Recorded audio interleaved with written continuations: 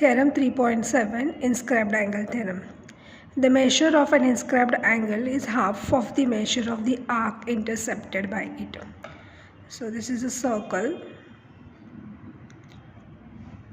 This is the center of the circle O, and I have taken the angle ABC having all the 3 points of angle ABC on the circle, and B is the vertex. So angle ABC is inscribed in the arc ABC. Angle ABC is inscribed in the arc ABC, and angle AXC, this is the angle AXC, which is intercepted by the angle ABC. Now in this theorem we have to prove that the measure of an inscribed angle, so this is inscribed angle ABC. So measure of the inscribed angle is equal to half of the measure of the arc intercepted by it. So is the half of this arc, which arc is intercepted by this angle. So half of measure of arc AXC. So this we have to prove. Angle ABC is equal to, measure of angle ABC is equal to half the measure of the arc intercepted by it. Okay, for this we have to consider 3 cases. Here we have to consider 3 cases. The center of the circle lies on one of the arm of the angle. So I'll draw the angle. So center is lying on one of the arm of the angle. So the angle will be like this. So this is the angle. I'm writing A, angle A. So I'm naming this B and C. So angle BAC, and one of the arm is lying on the center of the circle. Then second case, in the interior of the angle.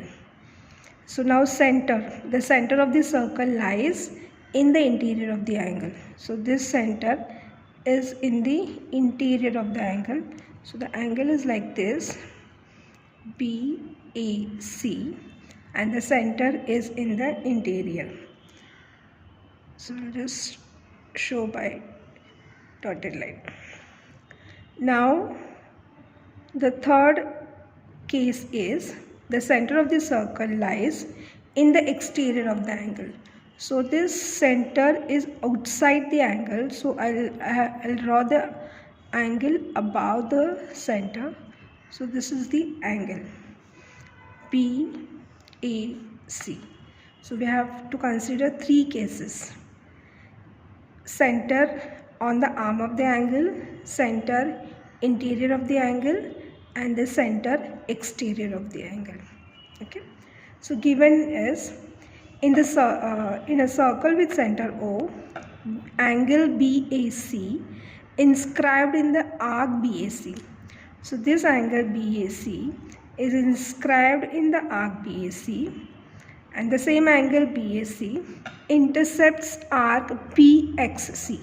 So we'll write this. So this angle intercepts the arcs BXC. Okay. For the second case, we'll write X somewhere here. We can write anywhere between these 2 endpoints.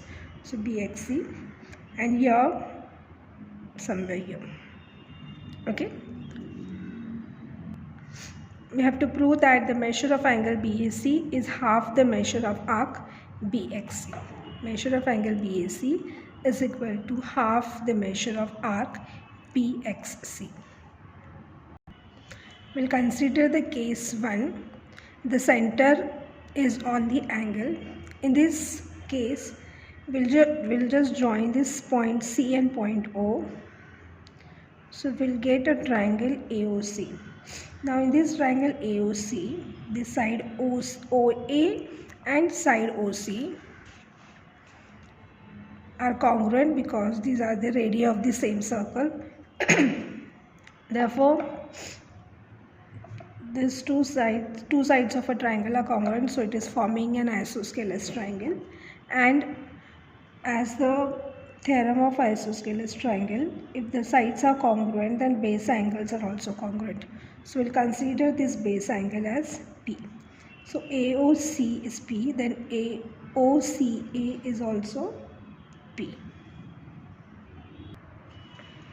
Case 1. The center is on the angle. In this case, joint C and point O. Now in triangle AOC, as we did now, OA is congruent to OC.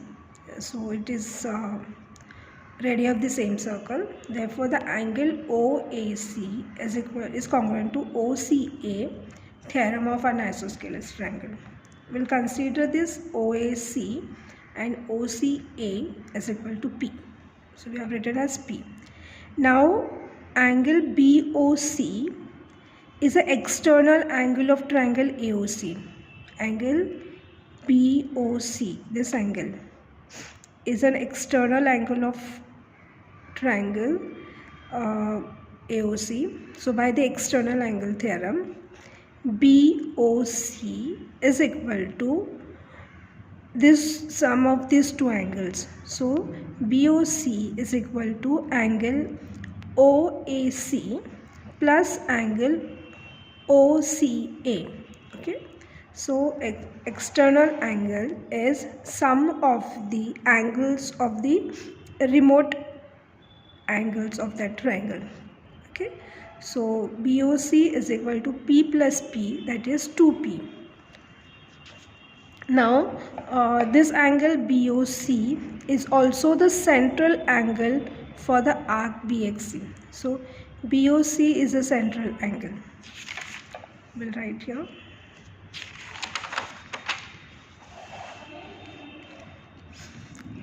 Angle BOC is equal to AOC plus OCA, P plus P, 2P, that is 2 angle BAC. P, instead of writing OAC, we can write BAC. So here I have written 2 times BAC. Now BOC is a central angle. So according to the theorem of the central angle and the minor arc, BOC is equal to half the measure of the minor arc, that is BXC. So angle BOC is equal to BXC. Now BOC is equal to 2 angle BAC and BOC is also equal to measure of arc BXC. Therefore, we'll write as this as same, we'll write this is equal to this. Therefore, 2 times angle BAC is equal to measure of arc BXC. Now we'll bring this 2 on that side. So angle BAC is equal to half of measure of arc BXC. Okay, this only we had to prove. Though this we have proved for case 1. Now we'll consider the case 2. Now we'll consider the case 2. In this case, the center is in the interior of the angle as shown in the figure B, and we'll take another end point for the diameter and we'll mark this as a D. So we'll write let D be the other end point of the diameter which is drawn through the A.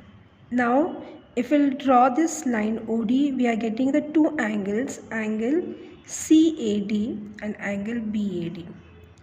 So for these 2 angles, we'll write the separate intercepted arcs.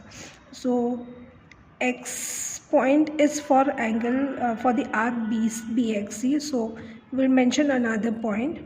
So we'll write M over here, somewhere between C and D. So this is an arc CMD, and here for this arc we'll write N. So this is the arc BND. That means angle CAD intercepts the arc CMD. Angle CAD intercepts the arc CMD, and angle BAD intercepts the arc BND. Okay, so instead of writing for the whole angle, we'll write it separately for the two angles, for the angle CAD and BAD. And as we have proved in this theorem, so we are not going to prove here, we'll directly use this formula. Angle BAC is equal to half of measure of arc BXC. That is, the inscribed angle is equal to half of the measure of the intercepted arc. So angle CAD is equal to half of CMD. So we'll write it here. Case 2. The center is in the interior. In this case, D, we have taken the another D point. So angle CAD intercepts arc CMD and angle BAD intercepts arc BND. Then, as we have proved in this, we'll write directly CAD is equal to half of measure of arc CMD and angle BAD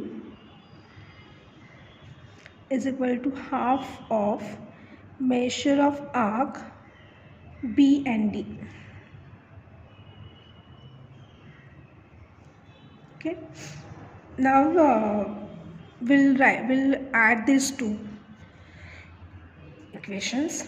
So CAD, therefore angle CAD plus angle BAD is equal to half of measure of arc CMD plus half of measure of arc BND.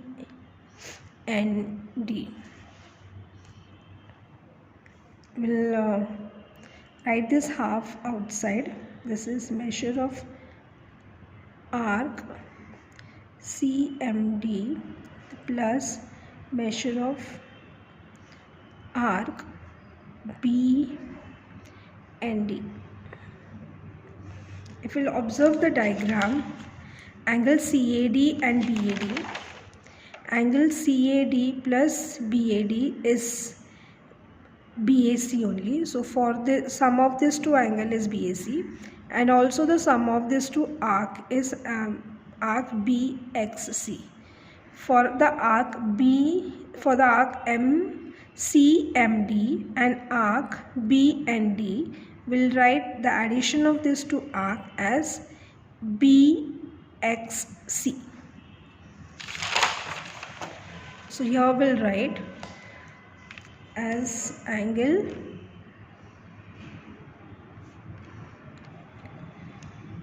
BAC, therefore measure of angle BAC is equal to half of sum of this arc is BXC. So this we have proved for the case 2. Now we'll prove this for the case 3. Case 3, here the angle and the center is exterior. The center is in the exterior of the angle as shown in the figure C. In this case, D be the other end point of the diameter passing through A. Now here also we are getting two angle CAD and angle BAD, angle CAD and angle BAD. Now angle CAD intercepts the arc CMD, so for this I have written M over here, and the angle BAD intercepts this arc, endpoints are BD, and in between I have written N. So angle BAD intercepts the arc BND.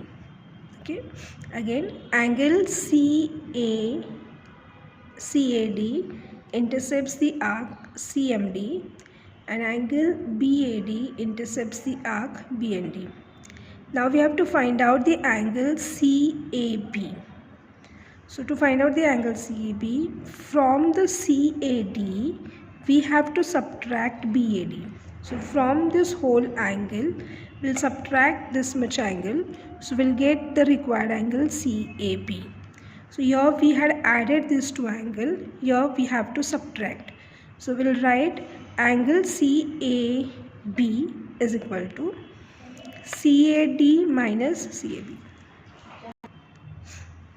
Okay, so the same thing I have written over here. Here we have to subtract the angle, so the arc will get subtracted, and measure of arc CMD minus BND is BXC, and angle CAD minus BAD is equal to angle BAC. So same thing we have proved here.